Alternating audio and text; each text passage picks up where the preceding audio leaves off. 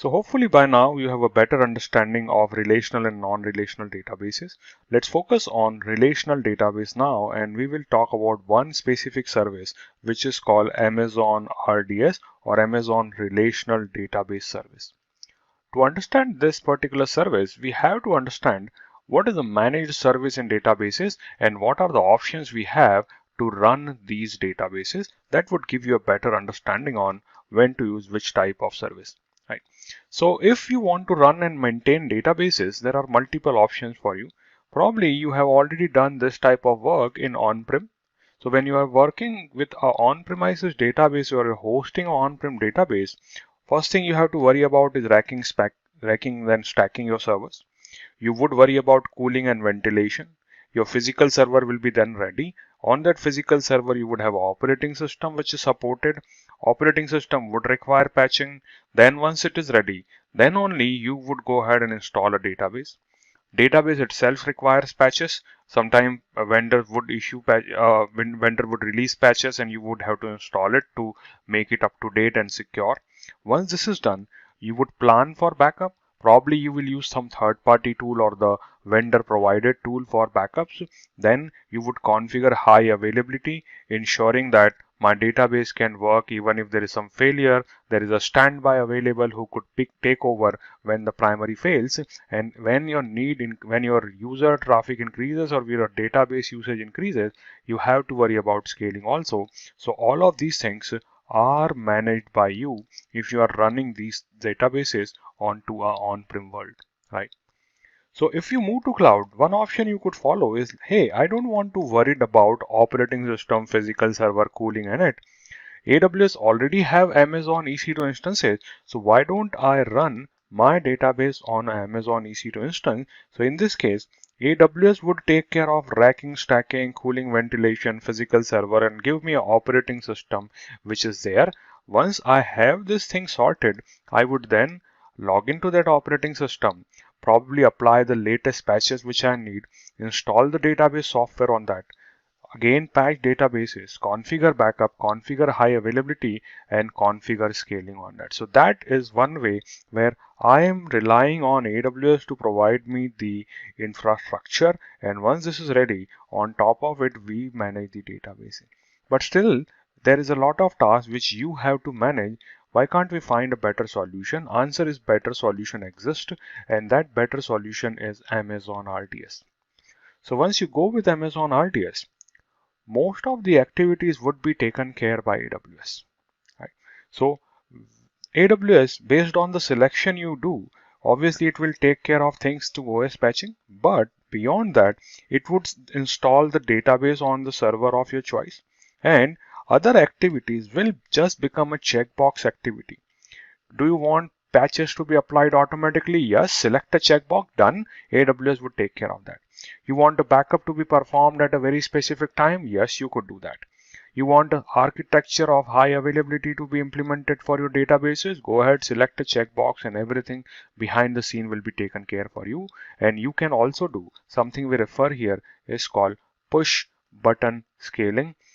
It is still at the end is a EC2 instance which is fine-tuned to run databases. So if you feel that you started your instance on a T2.micro, probably you won't be running any production workload. But once you tested this on T2 micro, you may go for a DB5 or some other extra large instances if the need be. So that push button scaling would also be built into the service. Right? So going back, so we don't want to connect to EC2 instance as of now, so that's fine. Here is my VPC. I have a default VPC which I am leveraging. So let me go ahead. This is not default, but yeah, means I have not created it, was existing in my account. So I would just use that. And here is my database subnet group. So in this database subnet group, there would be some subnet associated. Here is my link. I'll open it into a different tab and you would be able to see that on which subnet my database would be getting deployed on.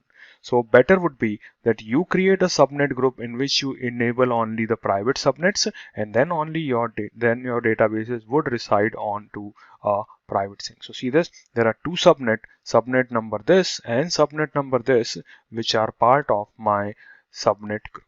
If I want to modify, I could, shouldn't be a problem at all. So I could go ahead and add more detail into my subnet group if the need be.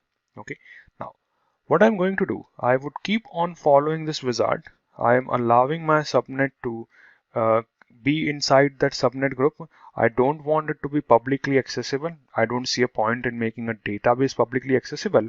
And as it is a kind of a EC2 instance and it has a network interface, it would require you to configure the security group around it. So you could choose an existing security group or you could create your own security group and allow very specific services inside it. It is purely up to you. You need to open database ports so your application can connect to databases.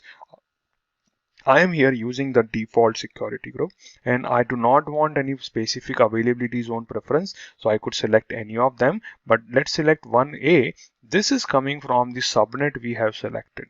See, I am in Northern Virginia. This may have has six availability zone, but in my subnet group I have added only two. So I would be limited to 1A and 1B for this specific database. I could have a different subnet group which contains all six availability zone subnet, and I could have deployed things there also. Right. RDS proxy is a topic of its own, so I'll talk about that later. And here is a certificate which will ensure the SSL communication when you are talking to this particular service. That's what I could specify here. Some additional configuration in the connectivity port number.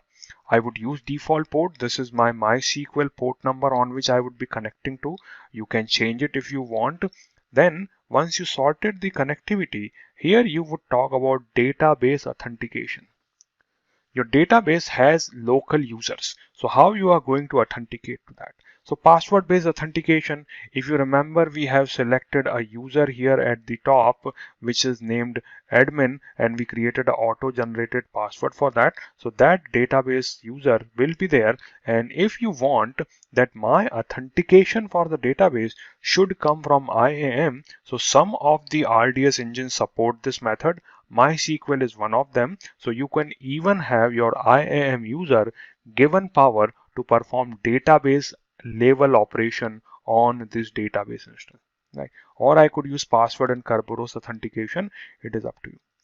Monitoring would be allowing me to see what is happening with my database. I could enable detailed monitoring, enhanced monitoring here. Be aware it may attract little more extra charges for you. And if you want to configure some additional setting, these are available here. Like maybe I want to also get a new database created here. So maybe let's call it DB01. So I would have a database instance ready, and on top of it, I would get a database also set up for me that will be referred as DB01. And within that database, if I want to modify some parameter or add some extra setting, that is configured through parameter group or through options group. So parameter group, choose parameter group to define the configuration setting that you want applied to this DB instance. And what are your options group? This can be applied for things like I want to perform Oracle Server encryption, MySQL memcached support. So additional engine level settings, if there are, they can be configured through parameter groups and option groups. I can select backup option, enable automated backup, a good thing, but maybe I do not need now. I would do this backup on my own later. And see this, enable encryption by default selected, and it would use the default key coming from a service called AWS KMS, key management service, and these are the details which is displayed for me here. Right. So this is my KMS key ID. I can have log export, audit log, error log, general log. Most of the time when you are maintaining databases on your own, then you would have database engine configured to capture these logs, and that's the same thing you could do here also. Right. Now, IAM role, so there would be a service linked role, so we can have that role associated here for this log collection. Here is a maintenance option. This setting says enable auto minor version upgrade. So if I selected my, let's say 8.0.1 as my existing version, and if MySQL 8.0.2 becomes available, I want it to be automatically upgraded. So that is my minor version upgrade which we have selected, all my dot versions are considered as my minor version, and I can have my RDS service take care of that. So let's say it was 8.0.1 and now we have 8.0.2 or maybe 8.1.1, then the minor upgrade can be happening automatically. But if it is, let's say, 9.0 coming up, that will be considered as a major update. So you have to schedule that update. It won't happen automatically for you, but minor update can be configured to happen automatically, as we see here. Now, minor update may require some maintenance window, means there may be some downtime. Again, it depends on what type of update it is and what engine you are running and what configuration you are running. But we would not apply patches randomly. We may select a maintenance window. So you could say, hey, my database is not very busy from a time frame like between 10 p.m. to for next 1 hour it is not very busy, so probably apply all the maintenance on this particular time frame. And enable delete protection, it is just like an extra setting. So somebody by mistake selects it and says delete, it won't delete it. It will ask you to come here and disable delete protection first and then only allow you to delete. So a little additional safeguard from any accidental deletion which may happen. And if I look here now, I have my estimate cost. Right. So RDS free tier is available for you 2 months, 12 months. 750 of RDS single AZ DB T2 micro, T3 micro, T4G micro instances, up to 20 GB of storage and 20 GB of automated backup. So I am still into the limit. I haven't gone beyond anything. And now I would say create a database. This process may take little time because behind the scene there are a lot of settings happening for you. A server is getting ready. On that, the database AMI is being pushed. It would be configured with the setting you specified. It would be placed into the subnet you specified. So after some time, you would get your database available here. Currently, the status shows to me it is creating. MySQL Community Edition 1A we selected. No information about CPU. Maintenance not happening. It is in a VPC, yes. Is it a multi-AZ? Answer is no right now. Right. So this is what my database is getting ready as of now. Again, other options we could have some backup of databases and we could restore them from S3 if the need be. So maybe you have taken backup of database on-prem, you bought it to S3 by mechanism of copying or using some snowball devices, and afterward you could restore it as a RDS database if you want to.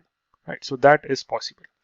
Now, I would be stopping here and I'll speak to you into the next section. By that time, my database would be ready. We would have it into a running state. So I'll speak to you in next section. Thank you.